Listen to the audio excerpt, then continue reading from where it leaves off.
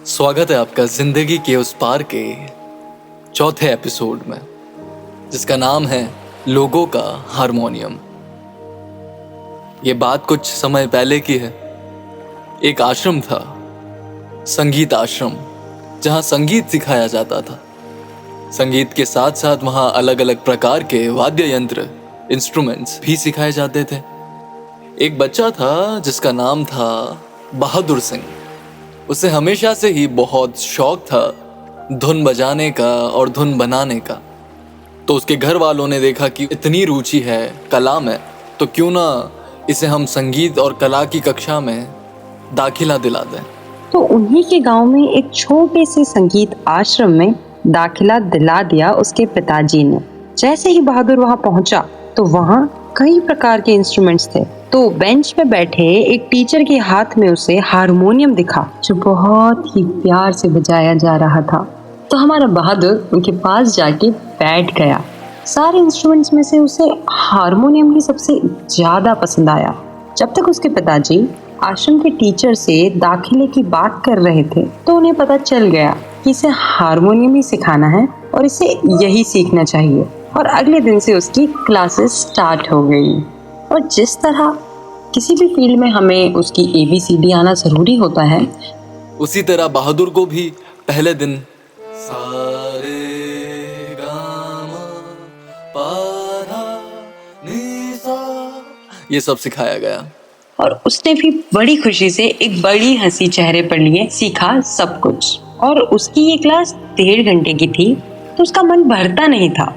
तो क्लास खत्म होने के बाद जब मास्टर जी दूसरे बच्चों को सिखाया करते थे, तो वो अपना हारमोनियम लेके पास वाले बगीचे में जाकर बैठ जाता था और कोई ना कोई धुन बनाता रहता, ट्राई करता रहता और उसे बजाता रहता था। जब भी वो खुद का संगीत बजाता, मानो आकाश में एक लाली छा जाती, प्यार की। कोयल उसके सुर से सुर मिलाने लगती और बगीचे की तितलियां ताल से ताल मिलाकर नाचने लगती। और दूर से सुनते लोग कहते, और वहां के बाकी स्टूडेंट्स कहते थे कि ये गलत बजा रहा है, ये रूल्स क्यों फॉलो नहीं कर रहा है, ये मास्टर जी की धुन तो बजा ही नहीं रहा है, कोई खुद की धुन कैसे बजा सकता है। फिर एक दिन उनके पास के रंगमंच पर एक कंपटीशन और इवेंट हुआ। बहुत सारे दिग्गज जजेस थे, सुनने को ढेर सारी जनता। तो मास्टर जी ने 3 बच्चे चुने, जिसमें हमारा बहादुर भी था परफॉर्म करने के लिए। और मास्टर जी जैसा कि उन्होंने उनके बच्चों को सिखाया था, वे चाहते थे कि सभी बच्चे उसी तरीके से अपनी प्रदर्शनी दें। और जब सभी लोग इन बच्चों की धुन को सुनेंगे, तो ये मास्टर जी अपनी मूंछों को थाव देंगे कि मैंने सिखाया इन बच्चों को। तो वहाँ बहादुर के अलावा जो दोनों बच्चे थे, मास्टर जी के स्टूडेंट्स, उन्होंने बेहतरीन प्रदर्शन दिया उनकी सिखाई हुई राग और धुन बजाकर। पर जब बहादुर की बारी आई, तो बहादुर ने वो धुन नहीं बजाई जो उसे उसके मास्टर जी ने सिखाई थी, बल्कि उसने वो धुन बजाई जो उसने खुद ने बनाई थी। उसके मन की धुन जो थी वो इतनी मधुर, शीतल, साफ और सुकून से भरी। पर ये देख उसके मास्टर जी को बहुत क्रोध आया। उसे सबके सामने डांट फटकार लगाई कि ये क्या है, रूल्स फॉलो क्यों नहीं किए तुमने, मेरी धुन क्यों नहीं बजाई, क्यों खुद की धुन बजाई तुमने। निराश और उदास हमारा बहादुर घर को लौट आता है। और जैसा कि माँ देखती है उसे और पूछती है कि क्या हुआ बहादुर, तो उदास है, क्यों? तो बहादुर बताता है कि देखो ना माँ, मैंने आज कंपटीशन में अपने मन की धुन बजाई और मास्टर जी मुझसे नाराज हो गए। इसमें मेरी क्या गलती है? अगर मेरा मन इसमें लगता है, मुझे इसमें सुकून मिलता है। तो माँ कहती है, मुझे सुना। हमारा बहादुर अपनी माँ को सुनाता है। तो उसकी माँ उसे कहती है, बेटा तुम जो धुन बजा रहे हो वो बहुत अच्छी है, और मैं मानती हूँ कि तुम्हें ये धुन बजाकर काफ़ी सुकून और शांति मिल रही है। पर मेरे पुत्र, ये धुन हम सबको नहीं सुना सकते, ये हम नहीं बजा सकते, ये रूल्स को फॉलो नहीं करता है। पूरी दुनिया में लोग ये नहीं बजाते हैं, लोग इसे अच्छा नहीं मानते हैं। तुम वही बजाओ जो रूल्स के हिसाब से है, जो तुम्हें सिखाया गया है। तो ये सब सुनने के बाद उसे पता चल गया कि मेरे मन की धुन को मेरे अलावा कोई नहीं समझ सकता। वो अब से सबसे छुप कर अपनी मन की धुन बजाता था। और एक दिन फिर से गांव में एक कंपटीशन हुआ। एक और रंगमंच पर जाने का सबको मौका मिल रहा था। तो उसके मास्टर जी ने कहा कि तुम भी जाओ यहाँ, पर मेरी ही धुन बजाना। फिर वही होता है, वो अपनी ही धुन बजा कर आ जाता है।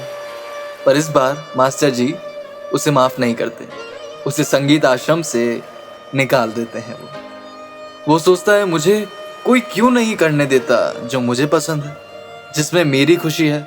बहादुर सोचने लगा कि मुझे कोई प्यार नहीं करने देता अपनी चीज़ों से, उन चीज़ों से जिसमें मेरी खुशी है। फिर उसे पता चलता है कि वो इतने समय से गलत जगह पर अपनी कला का प्रदर्शन कर रहा था, गलत लोगों को समझा रहा था, गलत लोगों को सुना रहा था, जो हमेशा से लोगों की धुन बजाते आए हैं और सुनते आए हैं। उन्हें कैसे मन की धुन समझ आएगी? फिर उसे पता चलता है पास में जिंदगी के उस पार के एक शहर में एक फंक्शन हो रहा है, जहाँ सिर्फ मन की धुन सुनाई जाती है, जहाँ वो लोग हैं जिन्हें कोई मतलब नहीं है कि लोग क्या कहेंगे, लोग क्या सोचेंगे, किसे क्या पसंद है। लोग वहाँ सिर्फ अपने मन की धुन बजाते हैं। वहाँ सिर्फ आपकी मेहनत, आपने कितनी मेहनत करी है, आप अपने काम से कितना प्यार करते हैं, आपके अंदर कितनी सच्चाई है, सिर्फ ये मायने होते हैं। तो जब वहाँ बहादुर ने अपनी मन की धुन जब पूरी लगन से उस मंच पर प्रस्तुत करी, तो वहाँ लोगों की आंखों में खुशियों के आंसू थे।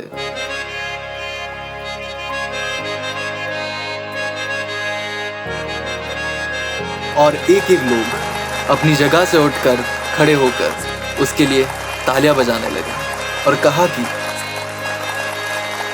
हमें तुम पे बहुत नाज है, we are really proud of you, कि तुमने अपनी मन की धुन बजाई जो तुम इतने समय से सुनाना चाहते थे और कोई सुन नहीं रहा था, तुमने खुद की सुनी। इस वजह से तुम जिंदगी के उस पार आ पाए हो और बाकी लोग जिंदगी के उस पार नहीं आ पाए। सो फ्रेंड्स, इन लाइफ ऐसा ही होता है। मतलब जब हम लोग स्टार्ट करते हैं ना कभी भी कोई भी चीज़, तो शायद सबको अच्छी नहीं लगे। हमारे बेस्ट फ्रेंड्स, हमारे फैमिली मेम्बर्स ये दिल से क्या कर रही है, तू क्या कर रहा है, कुछ नहीं रखा है इसमें, go get a job, go become an engineer और a doctor, have a corporate job, या ऐसा कुछ करो जिसमें मतलब चीज़ें फिक्स्ड हो।